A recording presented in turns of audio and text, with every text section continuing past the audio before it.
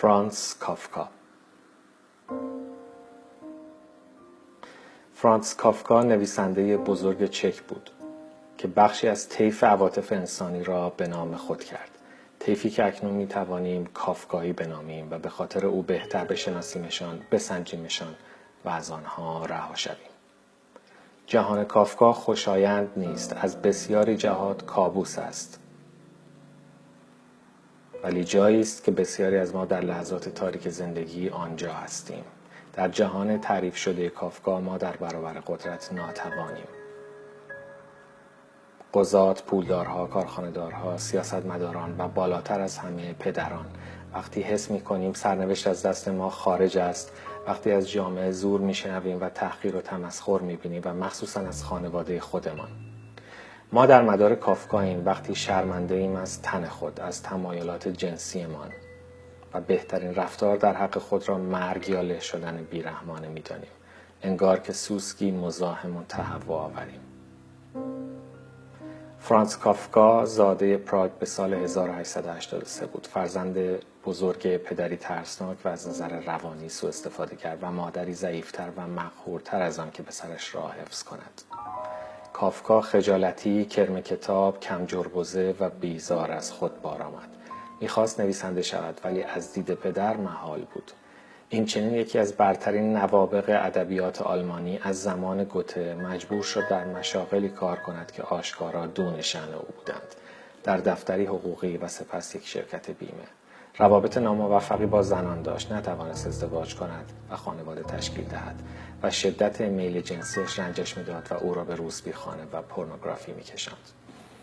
کافکا در زندگی آثار کمی انتشار داد، فقط 3 مجموعه داستان کوتاه از جمله بهترین اثرش مسخ که یک سر گمنام و کشف نشده ماند.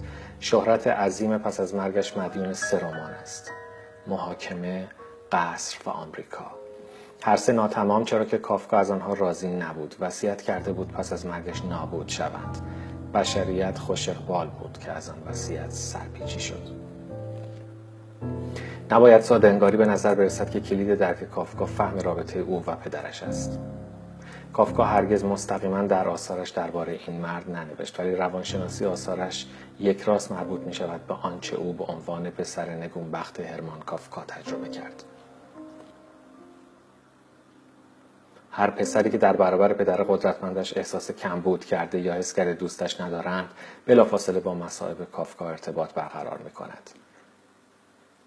در سال 1919 در 36 سالگی 5 سال پیش از مرگ کافکا نامه‌ای 47 صفحه‌ای به پدرش نوشت و سعی کرد توضیح دهد چطور کودکش او را ناقص کرده است. مانند بسیاری قربانیان سوء استفاده، کافکا مدام امید داشت سوء استفاده‌گر او را ببخشد. در نامه آمده: عزیزترین پدر، شما اخیراً پرسیدید که چرا من از شما اینقدر میترسم. مثل همیشه هیچ جوابی به سوال شما به نظرم نرسید. بخشی به خاطر اینکه واقعاً از شما میترسم و بخشی به خاطر اینکه ارائه دلیل آن جزئیاتی لازم دارد که موقع حرف زدن از ذهنم می رود. کافکای بزرگسال پیش پدر خود را خار و خفیف می کند.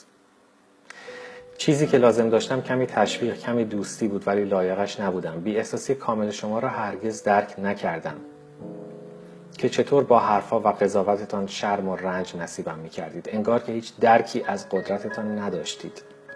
کافکا به ویژه از زخم یک واقعه در آن نامه نالید. وقتی پسر کوچکی بود در تخت خواب یک لیوان آب خواسته بود. پدر زودرنجش از تخت خواب بیرونش کشیده در بالکنش انداخته و گذاشته بود تا صبح در آنجا با لباس خواب یخ بزند. کافکا نوشت: بعد از آن مطیع شدم، ولی بدجوری از داخل لطمه خوردم. تا سالها بعد از این کابوس در رنج بودم که پدرم، این مرد غول‌آسا، قدرت مطلق می آید و بی دلیل مرا شبانه از رخت خواب بیرون می کشد و در بالکن می اندازد. یعنی که برایش هیچ چیز نیستم. پسرها برای مرد شدن نیاز به اذن پدرانشان دارند و هرمان کافکا به فرانتس این فرصت را نداد. از بچگی قدغن کردید که حرف بزنم. تهدید کردید که یک کلمه مخالف نگویم و آن دست بالا رفته از آن به بعد با من ماند. احساس بیکفایتی فرانتس تمام و کمال بود. فقط حضور فیزیکی شما کافی بود که له بشوم.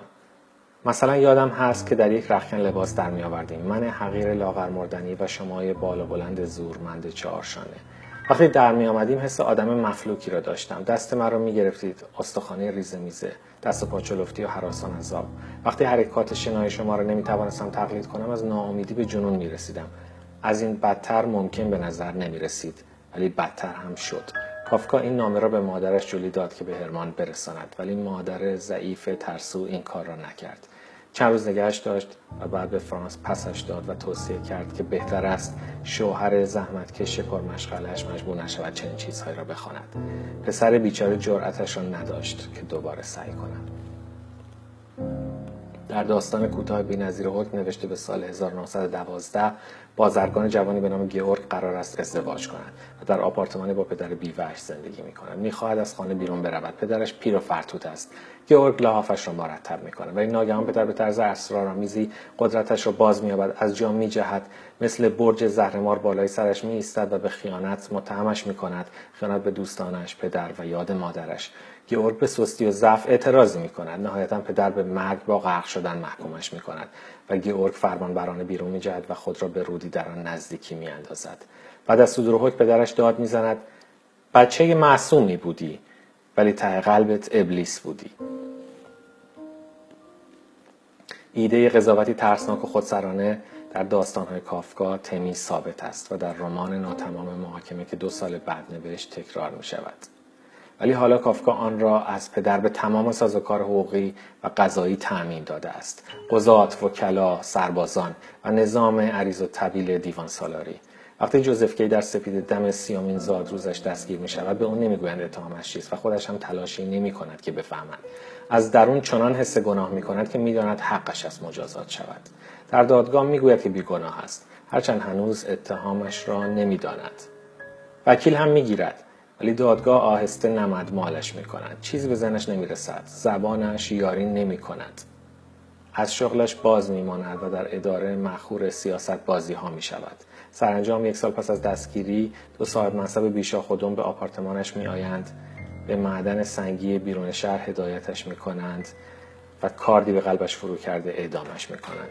بین 2 داستان حکم و محاکمه کافکا مسخ را نوشت. داستان کوتاهی که در آن بازاریابی به نام گرگور سامسا صبح بیدار می شود و می بیند سوسک شده. این داستانی است درباره نفرت از خویشتن و خیانت خانواده و مانند محاکمه قدرتی ترسناک و خودسر. وقتی گرگور کف اتاق می‌غیژد، هر آن ممکن است پدر خودش لگدش کند. خانواده گرگور بدون او بد به حالشان نمی‌شود. در اتاقش حبسش می‌کنند و آشغال جلویش می‌ریزند. با هم مشورت می‌کنند و به این نتیجه می‌رسند که آن حشره نمی‌تواند واقعاً گرگور باشد. به جای او این خطابش می‌کنند. تصمیم می‌گیرند که حشره باید یک جوری برود. گرگور می‌شنود و موافق است و بی سر و صدا می‌میرد. بعد از مرگ گرگور خانواده کمی از رفتارشان معذب می‌شوند، ولی فقط کمی. کافکا بیشتر عمر از بیماری در رنج بود. در 1924 وقتی 41 ساله بود به سل حنجره مبتلا شد که باعث شد بدون دردی وحشتناک نتواند چیزی بخورد. داستان کوتاهی نوشت. آخرین داستانش، هنرمند گرسنگی. داستان بازیگری است که از راه نمایش روزه گرفتن امرار معاش می‌کند تا جماعت تفریح کنند. یک بار 40 روز روزه می‌گیرد. ولی کم کم تماشاچی‌ها حوصله‌شان سر می‌رود. هرچه سخت‌تر روزه می‌گیرد کسی متأثر نمی‌شود. به قفسی کهنه و کثیف منتقلش می‌کنند و شدیداً تحلیل می‌رود. قبل از مرگ طلب بخشش و اقرار می‌کند که سزاوار تحسین نبوده است، چون دلیل روزه‌داری بیزاریش از قضا بوده است. کمی بعد از مردنش قفسش را به پلنگی می‌دهند. جانوری خوشبنیه، محبوب جماعت و با اشتهایی سیریناپذیر. چند روز پس از تمام کردن هنرمند گرسنگی کافکا مرد و در قبرستان یهودیان پراگ دفن شد.